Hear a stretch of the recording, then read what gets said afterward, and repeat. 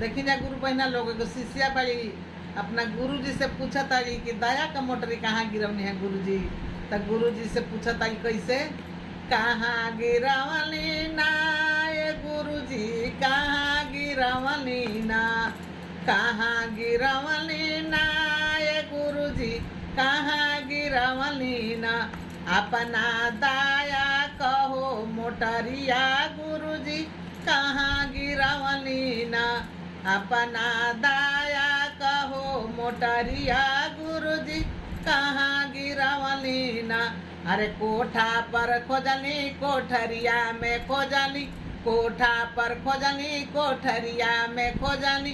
गलिया में झाँक झूक के देखनी गुरु जी, कहाँ गिरवनी ना,